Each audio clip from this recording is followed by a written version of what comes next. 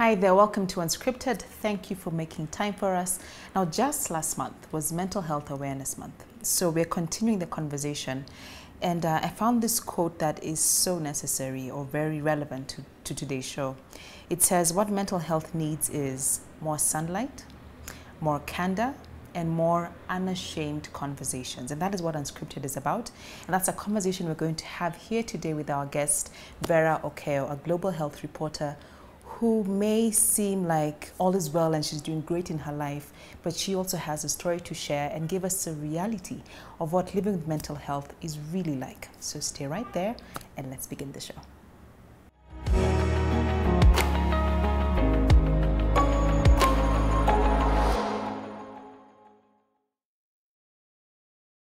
Hi there, welcome to the show. Thank you for making time for us. I hope you're keeping safe, keeping well, and keeping positive. So with me is a special guest, Vera. Yeah.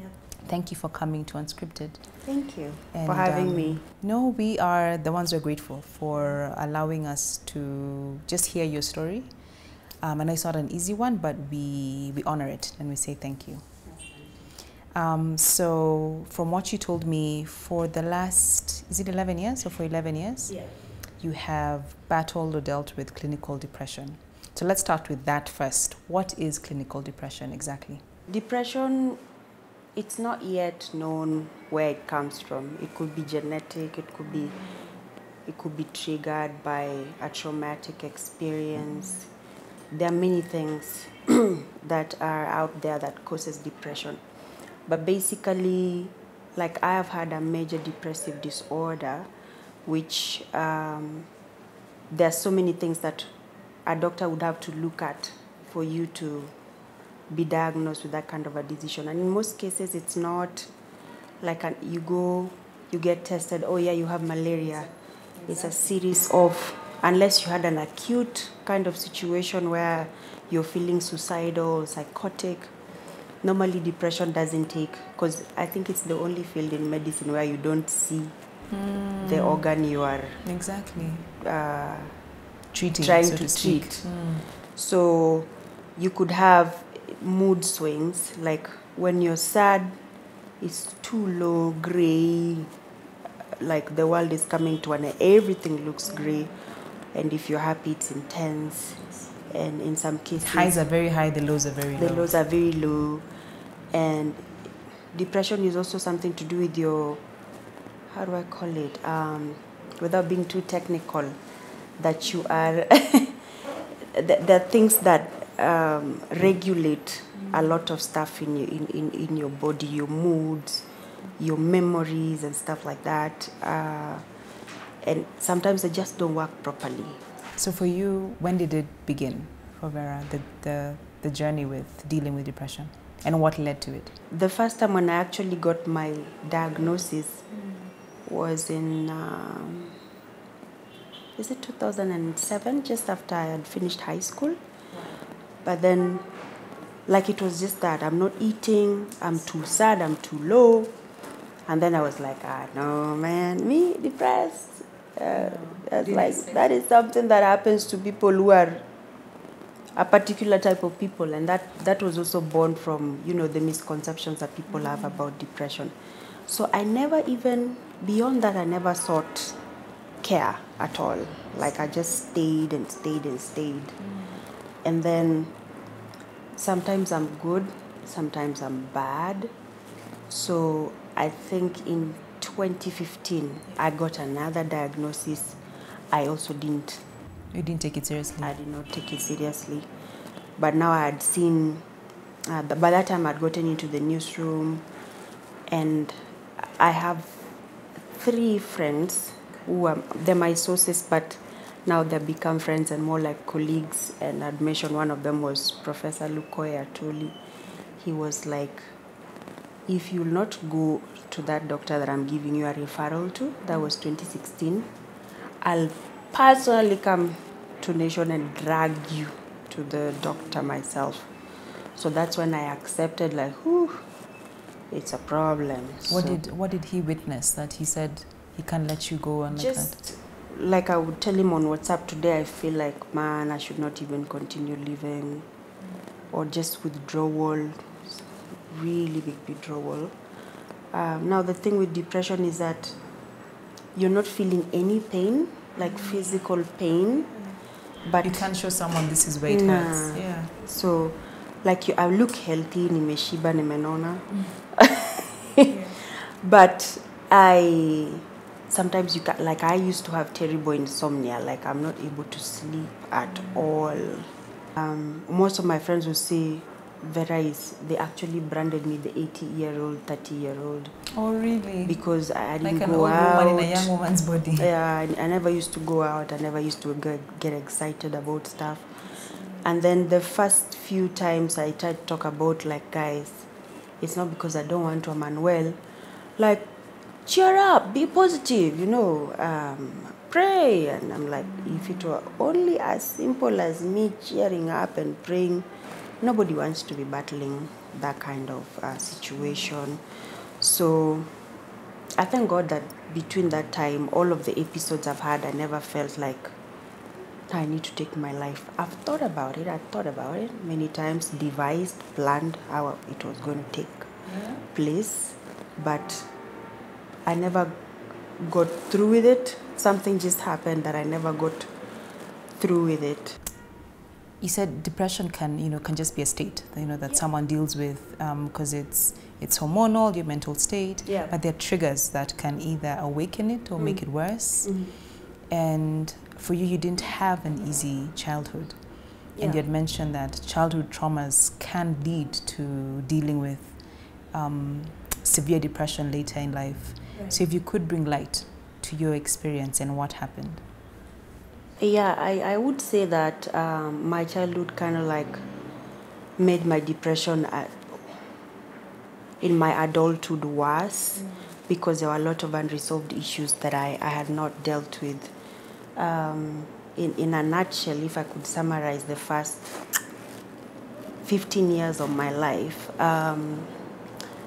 first of all, when I was born, my mother went to medical school and left with my dad.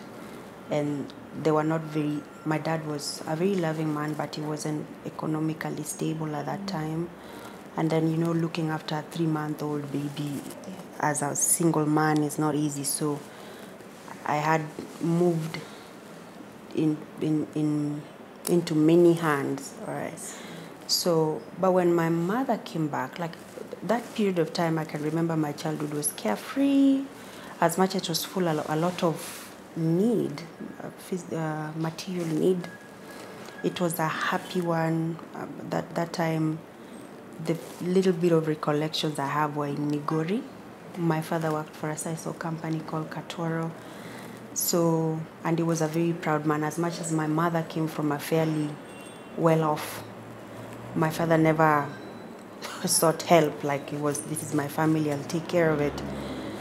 And then when my mother came back, that's when, things started going south because there was a relative of ours who was, brought into our house. This person just turned me into their sexual toy, and every evening, and it was... Every evening?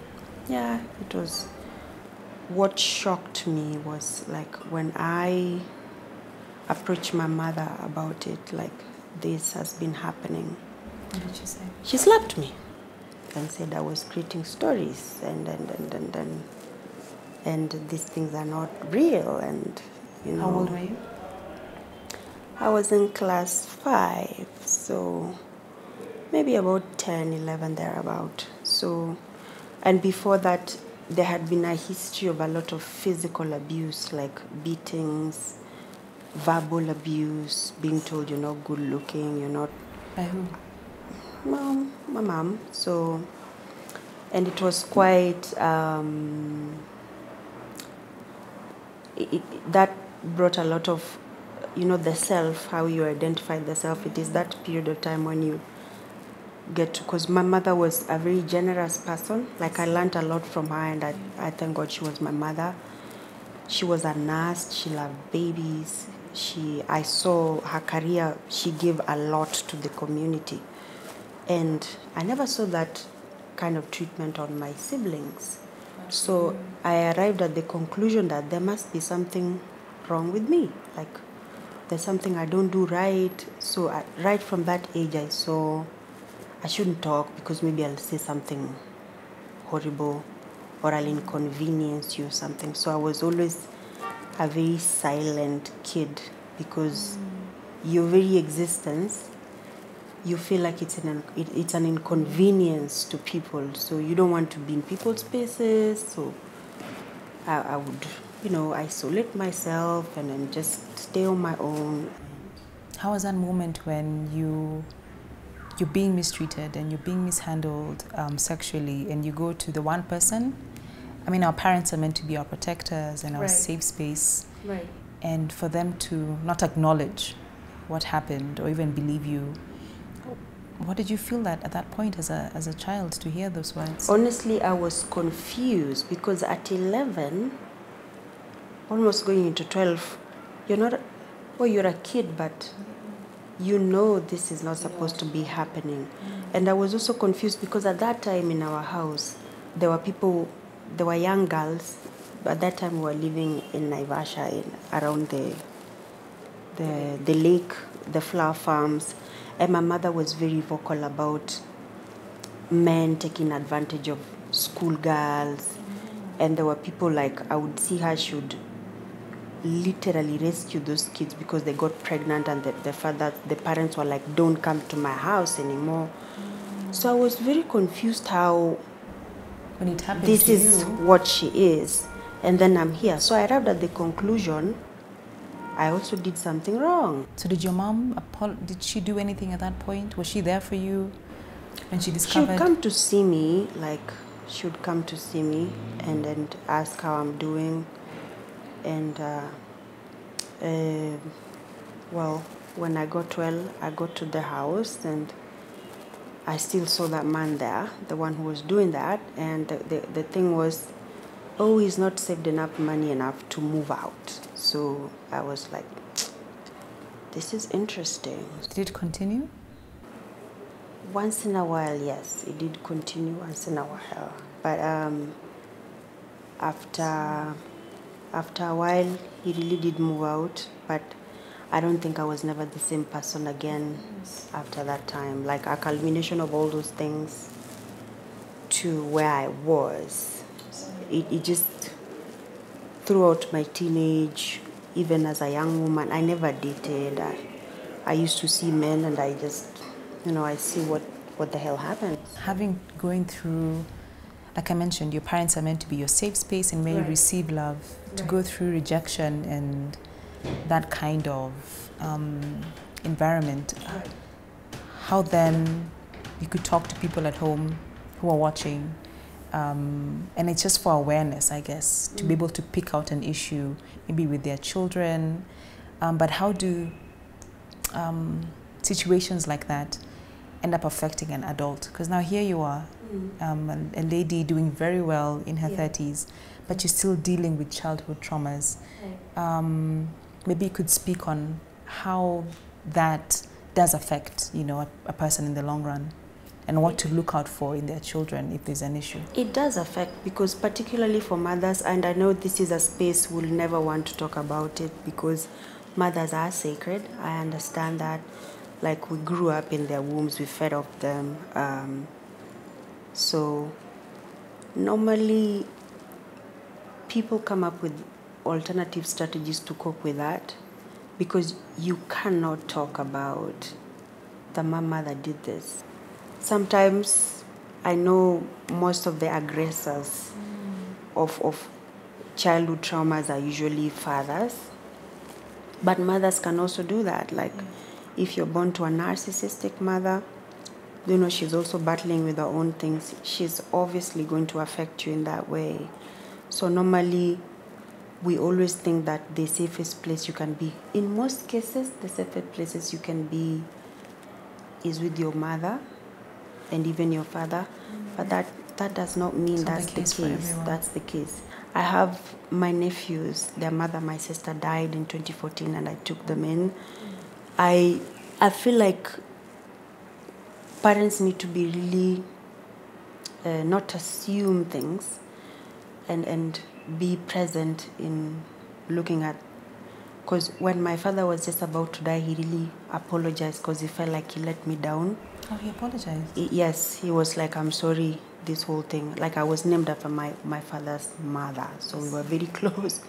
And he raised me up anyway, my mother was not there. So he did apologize and he told me, I'm sorry, I let everything happen like that. Because what led to the man getting kicked out of the house was him finding out what was happening. And that was chaos. Like, I thought he was going to kill someone. So at least finally you felt some protection and someone a little caring and helping you.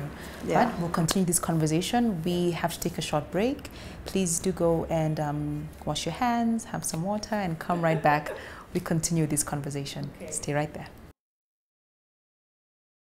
Welcome back. Thank you for staying with us. Before the break, you were taking us through just pointers for any parent or adult to see there's an issue with their child. And you mentioned being present. And presence, I guess, is you'll then notice if something is different with your child. Maybe they were open or bubbly and then they become quiet and reserved. That's indication that something is off. So for you, I'd like to know, how did the depression begin to manifest now when it started? Okay, first of all, like from a very young age, I learned not to emote. Emote is like express yourself, but not in a vacuum. Like you're venting.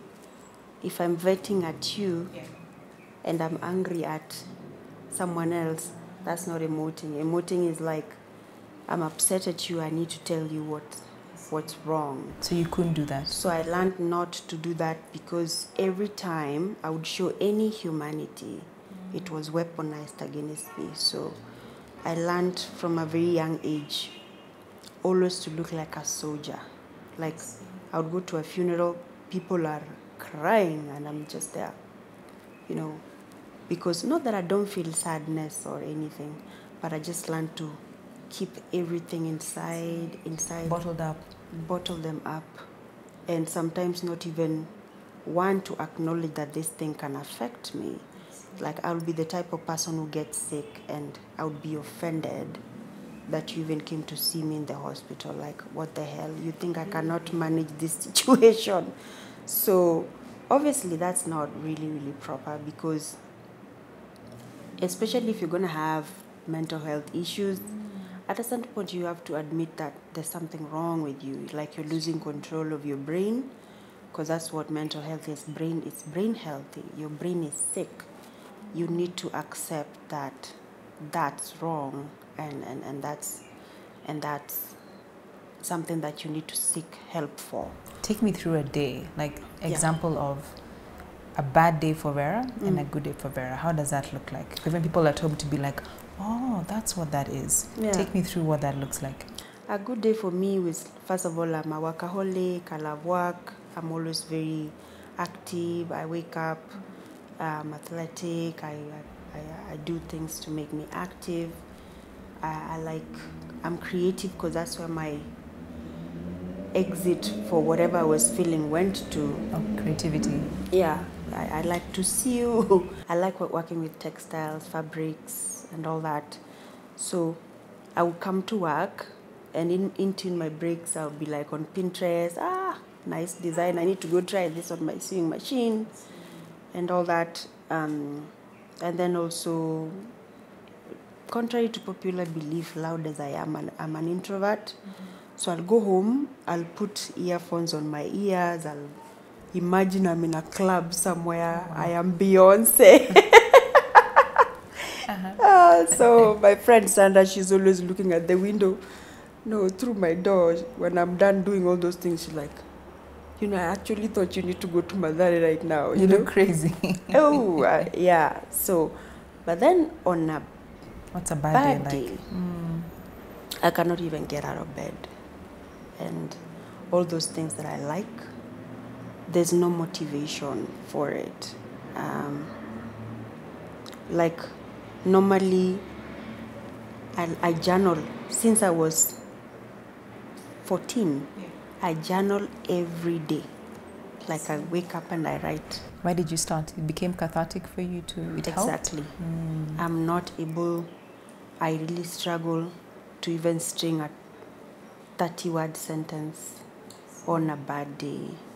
When it gets really, really bad, the psychiatrist I've been working with, Dr. Hinga, she's always on call. Like I'll just text her, doc, today it's bad, man, it's bad. She would know what to do on those kind of days, but that doesn't happen a lot because there's medication. Yeah, there's medication to, balance those things, to make sure those, there's a word, it's disappearing, those things in your brain that make you serotonin and the others. So do you have to be on medication daily? At the moment, yes. I have to be on medication daily. I wake up in the morning, I take a drug, it's called Cipralex. It's to raise my serotonin is the energy, it's not hormone, that word is disappearing. It raises it up so that now you see food, yeah, I need to eat that.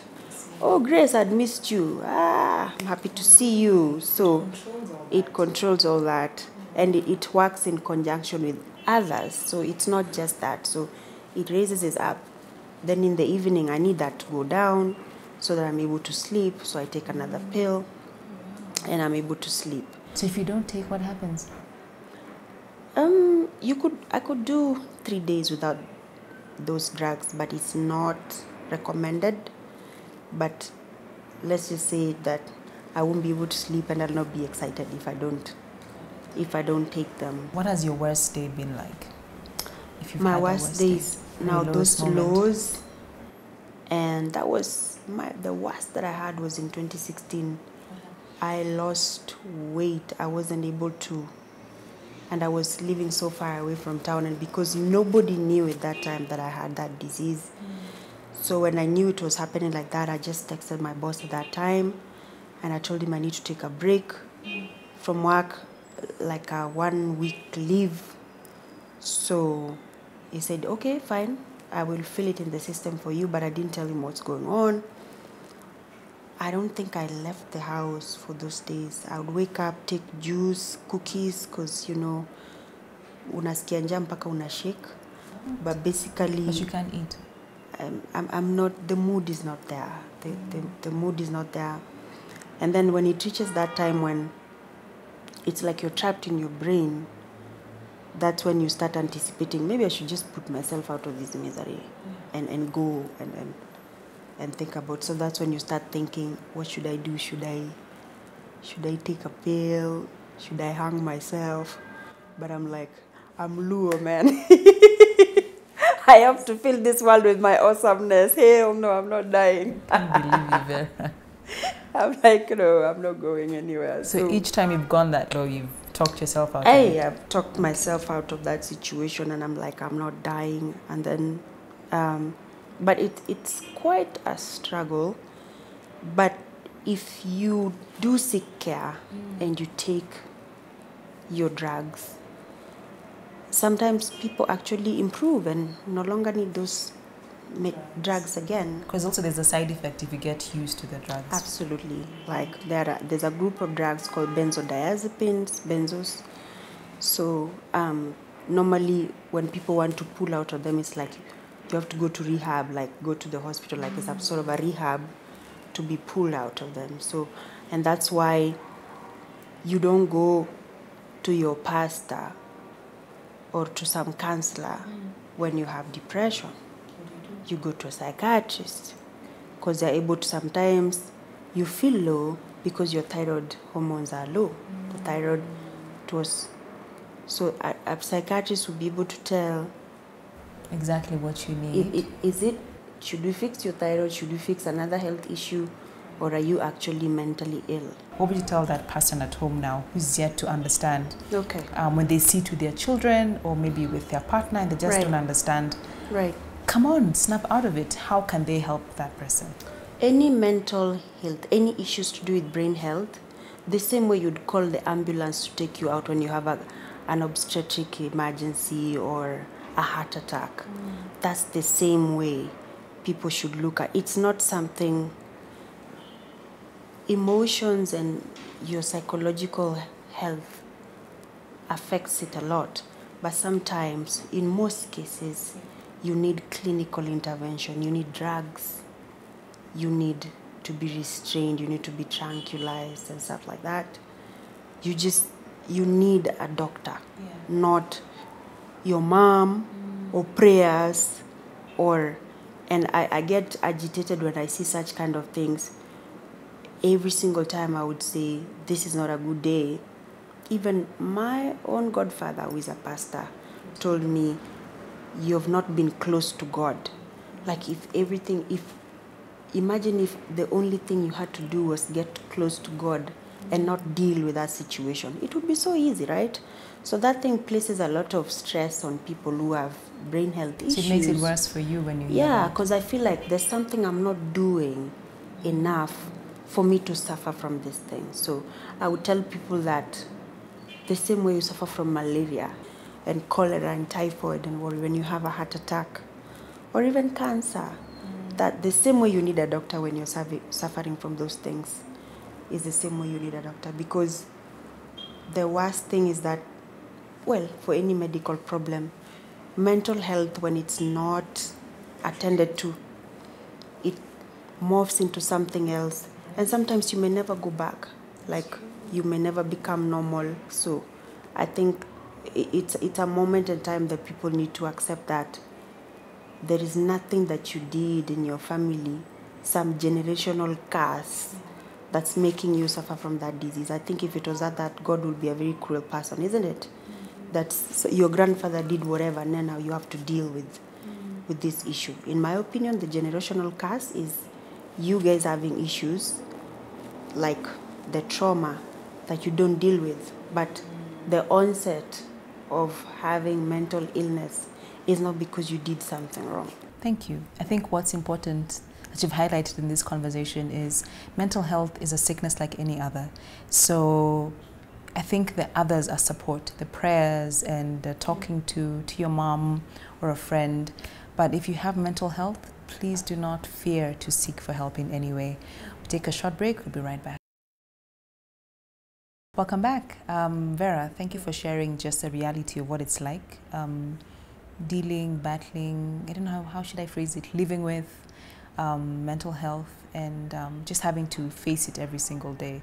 So I have to ask this. You mentioned earlier how it can affect you day to day, being able to go to the office and get work done. How does it affect your personal life, like when it comes to relationships and dating? Like, do they understand what's going on?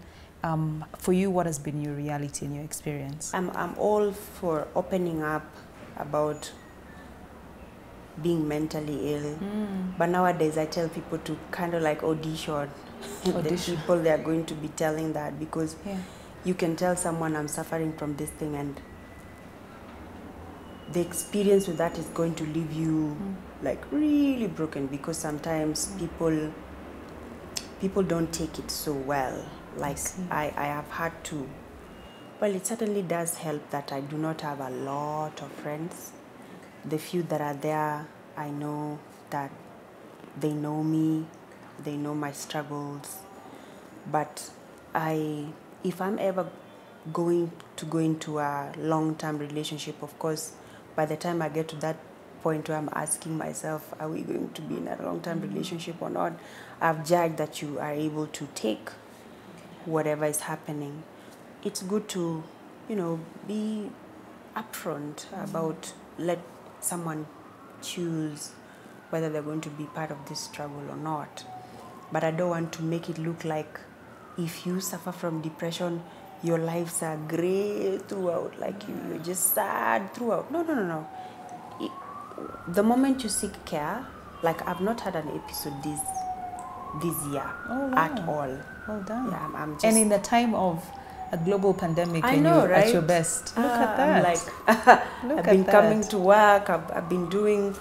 So any chronic condition, once you manage it, is going to be okay.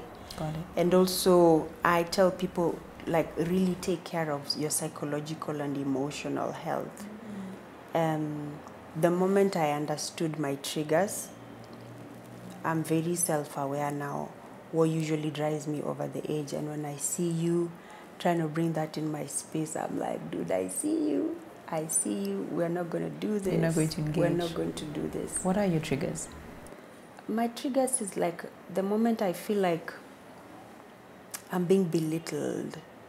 I get very emotional when I see stories about children, because I was there and I saw how, I was 12, I could speak. So when I see 5-month, 3-year-olds, 2-year-olds, makes no sense. It just makes me like, I want to get into that space and fix that problem. Like, I want to annihilate that person, and no, I cannot rescue all children, So it in one way or another, it has given me purpose. Those triggers have given me purpose because I know where my professional strength and energy goes to.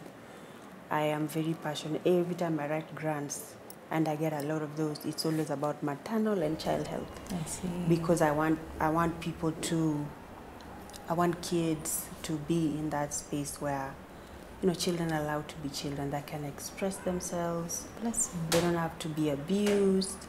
And if they're abused, they can seek help. Indeed. And I've also come to understand that sometimes mothers and even fathers do those things because they themselves have issues. Yeah. They have issues that have never been resolved.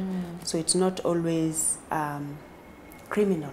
Let's criminalize this. Like, you have to just understand the root issue. Yeah, the root issues of what happens to that. And also, sometimes I know when to unplug, like, because I work in an environment that is very, I get to get into people's lives when they're happy, as a journalist when they're sad. I know when to, like, okay, now I have had enough for the day.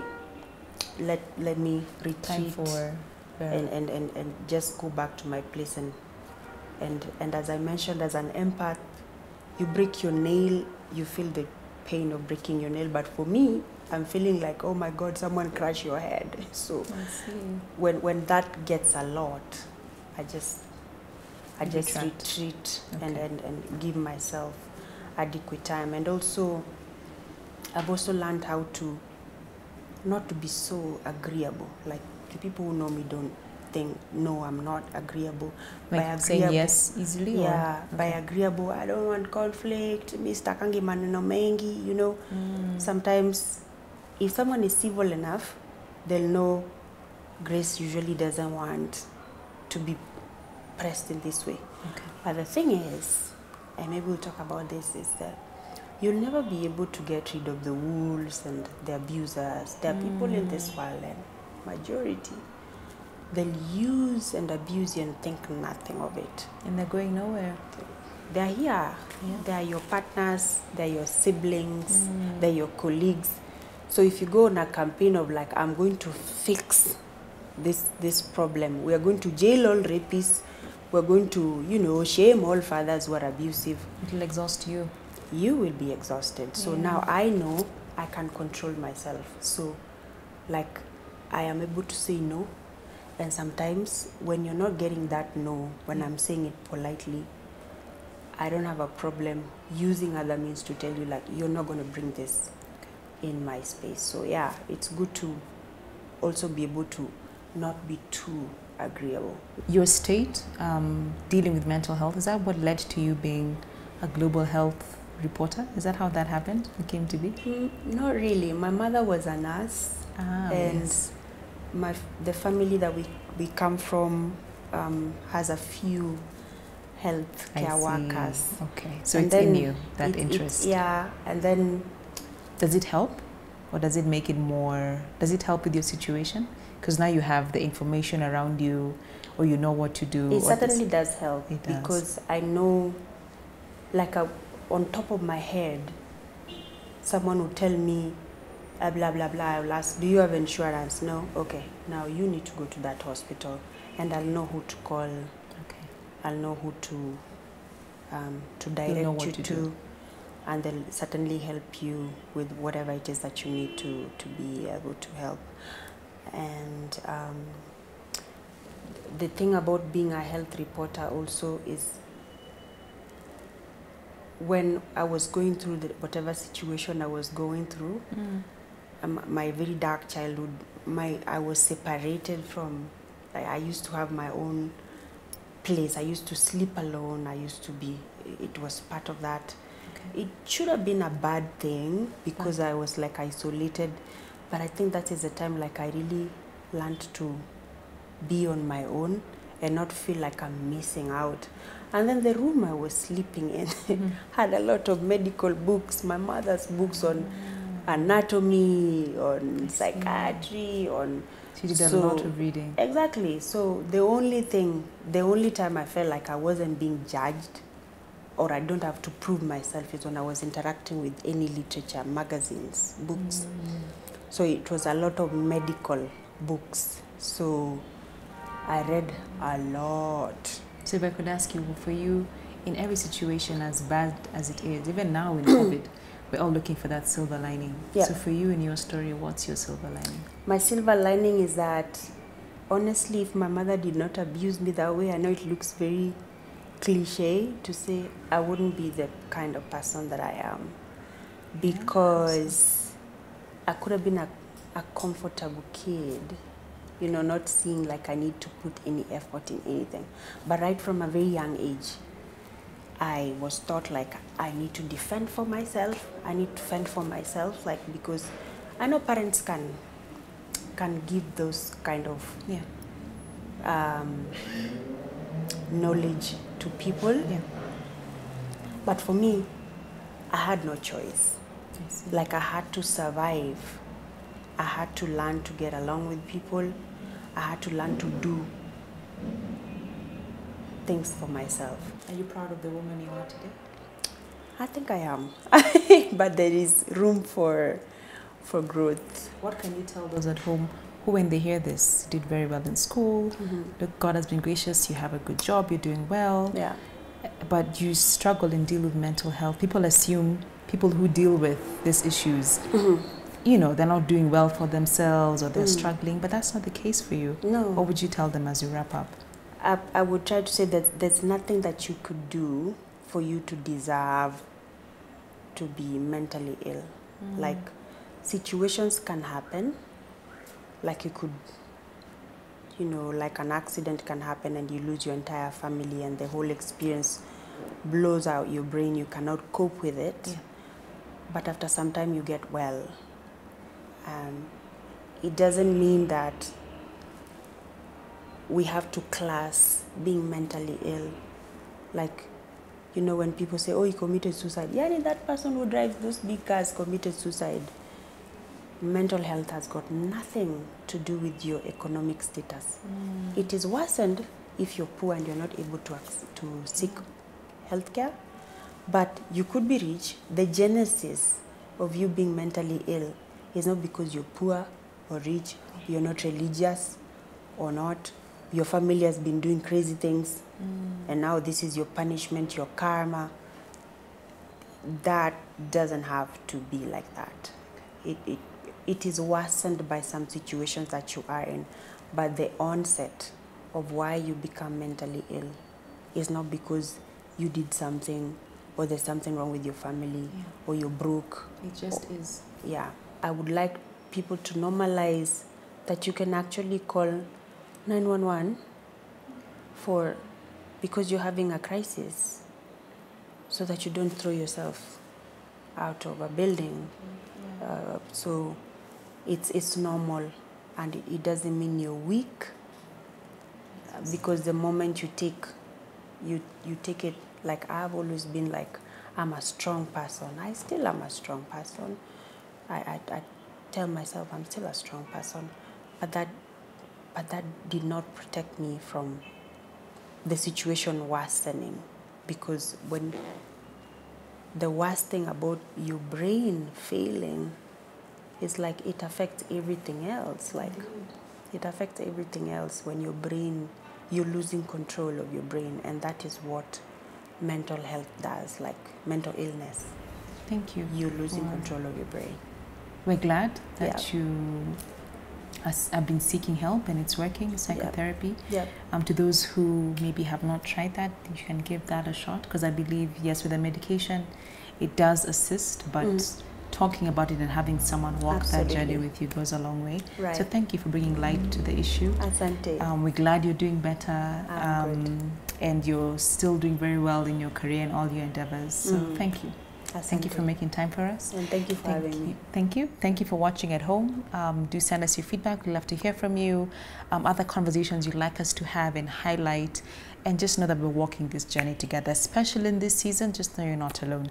Until next week, take care of yourselves. Good night and God.